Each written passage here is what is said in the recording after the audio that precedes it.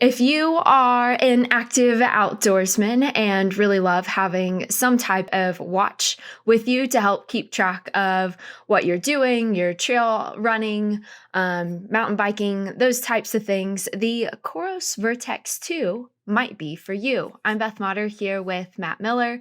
Matt, you've been testing this out now for a couple of weeks. Tell us what your initial thoughts are. Yeah, so Vertix is an interesting watch from Coros.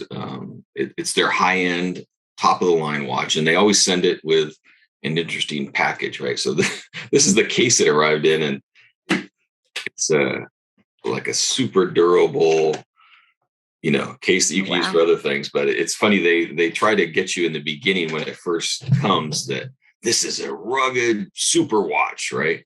And this is it. So this is the lava version, the orange with silver. They also have a black version, obsidian. Um, I don't know if you can tell from this view, it's a big, big watch. Yeah, um, it looks like it. I bought the Vertix One last year and thought it was a big watch, but as you can see, the Vertix Two trumps it quite a bit. Wow.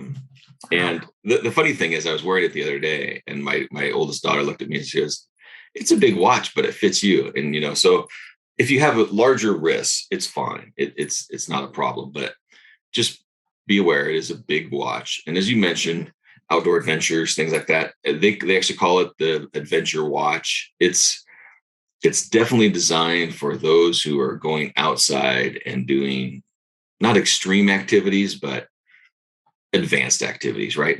It's funny, Yeah. I like to go on walks with my wife and dogs.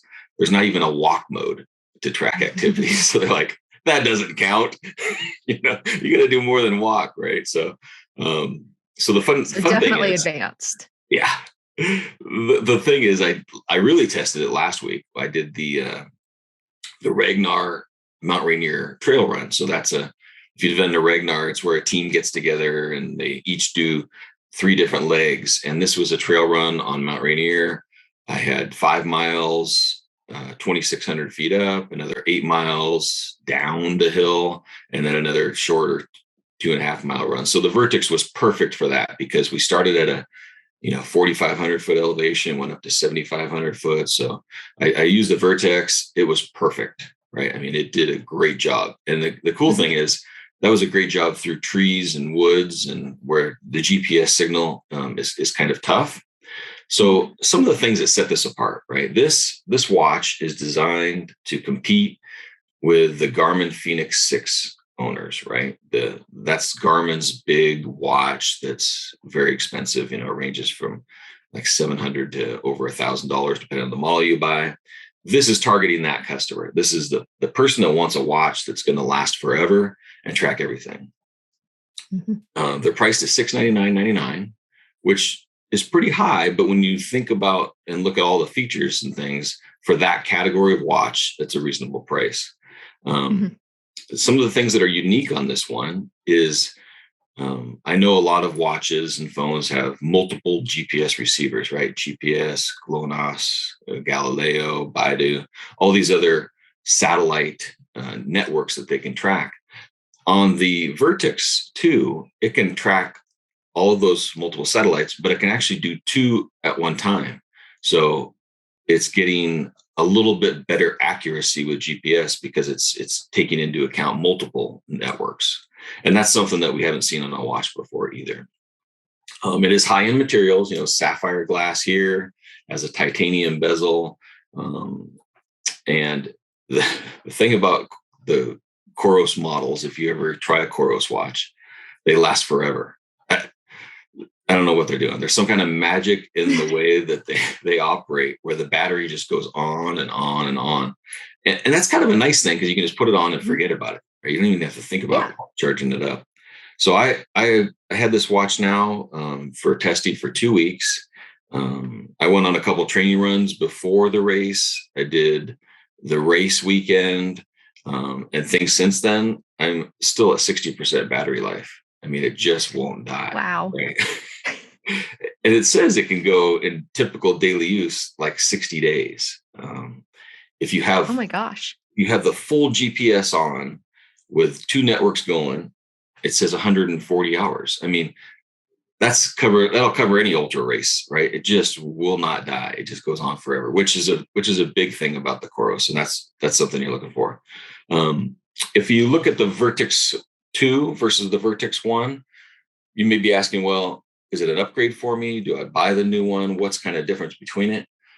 Size, of course, is a difference. It's bigger, longer battery life. Mm-hmm. The screen is actually same resolution, but it is brighter screen. And that's always something that's kind of bothered me on the first Vertex. This one also has music, which is the first time that we've seen music on a COROS watch. However, they don't have any deals, with any subscription providers or anything. So you do have to put on MP3 songs manually to the phone or to the watch. But it plays perfectly through Bluetooth headsets and things like that. So it's the music, and then it's the multiple GPS receivers that really set it apart from the first version of the watch. One thing I'll mention too, so when you buy a COROS watch, they've got an amazing track record for updating that watch. When I bought the Vertix 1, it didn't have touchscreen capability when I bought it. That was actually in a software upgrade. It has some touchscreen capability in it. This watch still gets updates. It's now over 2 years old. You can trust that when you do pay the money for it, you're going to get, I don't know, at least 2 years I've seen, but who knows how long it's going to be. It's going to be well supported for a long time. And their software on the phone is advanced amazingly, right? You do everything with your phone. There's no website or anything else. All of the syncing and the tracking, the reports are on your phone, but they've really gone a long ways with creating an opportunity to make custom training workouts and then have those workouts sync to the watch. It's really a cool software that they have. And if you look into that, you can see. And if you don't want to get, the COROS Vertix 2, because it is a very big and expensive watch, they have even the Pace 2 is their entry level watch, which is an amazing watch that has all that same software capabilities. So I'm not going to buy it. I don't do that much adventure work or adventure activities and things like that. And I have the Vertix 1, but it is a nice new entry into their, into their lineup. Yeah. So it sounds like for someone who does a lot of extreme outdoor activities, this is a great option for them. They've definitely made improvements from 1 to 2.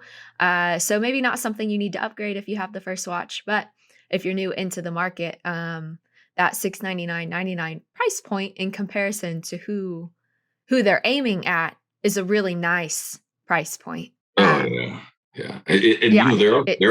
There are crazy people. There are people that will run these races for days and days, right? I haven't got to that point yet. I'm not really built for that. But this is the kind of watch that you can just put it on and go for it, Yeah, I mean, it's definitely for a select group of individuals. Not me, but it seems to be really well built. I love the battery life because if you're doing some of that extreme stuff, you're probably not plugging it in every single night. So I think it looks like it's a big watch. It looks like it's very durable, very capable. I don't know how well it would fit on, my Apple Watch kind of dominates my wrist now, but it's not something I have to worry about. But Matt, thank you so much for testing this out. As always, we've got it linked down below. If you use it, let us know what you think about it, the 1 or the 2. And for all things tech, be sure to stick with ZDNet. Thanks for watching.